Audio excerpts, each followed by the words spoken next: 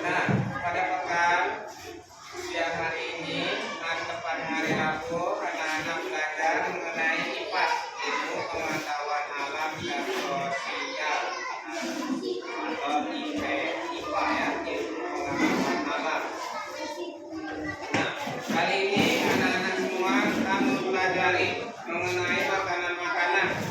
Nah, ini unik sekali ya. Nah, ini sangat penting untuk agar anak-anak bisa mengerti ya apa yang dimakan.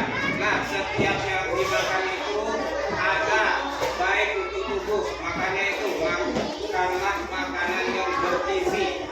Nah ya, makan yang bergizi, jangan jajan sembarangan. Nah, yang perlu diketahui itu adalah nasi. Nah, nasi ini mengandung apa? Karbo. Ya, karbo.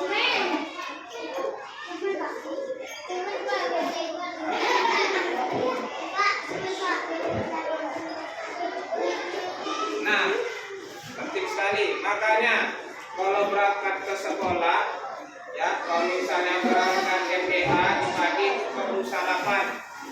Ya, setidaknya makan lontong, telur, atau nasi. Ya, tapi penting harus makan dulu. Ya, karena karbohidrat itu sebagai tenaga ya, sebagai tenaga. Nah, jadi perlu sekali.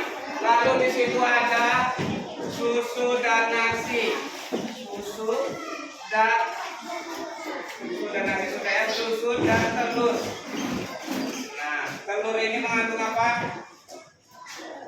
Nggak tahu. Nah, telur itu ada dan nasi dan telur susu itu protein. Nah, protein. Nah, protein ini penting sekali. Ya, dia juga sebagai tenaga. Nah, dia juga sebagai pembangkit tenaga juga.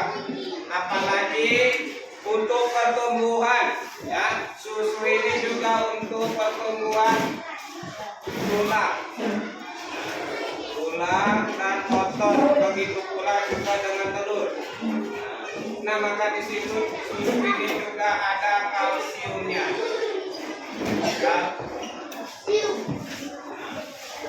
Ya, dua ya, susu ini ada protein, dua dia dapatnya protein dan kalsium. Lalu banyak. Nah, di sini Bapak ambil contoh dari buah. Bapak ambil nanas. Nanas ini mengandung vitamin apa? Ya, nanas mengandung vitamin C.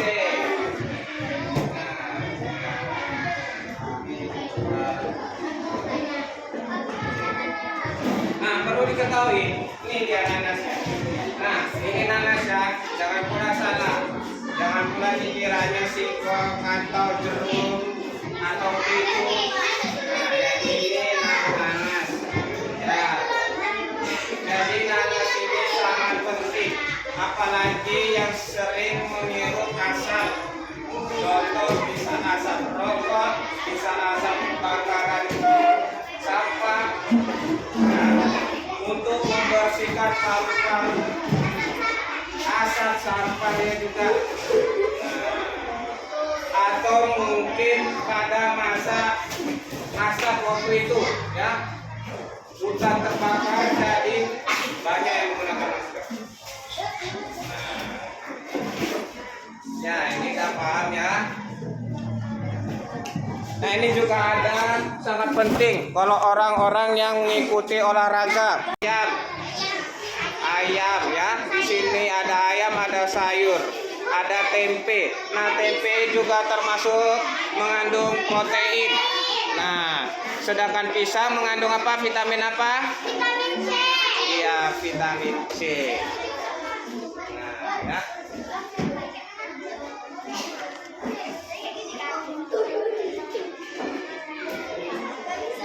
Nah, kalau di olahraga itu sangat penting ya. Bapak ulangi kembali lagi ke karbohidrat, susu, telur, dan nasi. Nah, kalau anak-anak ikut di cabang olahraga, mau itu futsal, sepak bola, voli, badminton, ataupun itu di bagian silat, sangat membutuhkan namanya protein, kalsium, dan karbohidrat.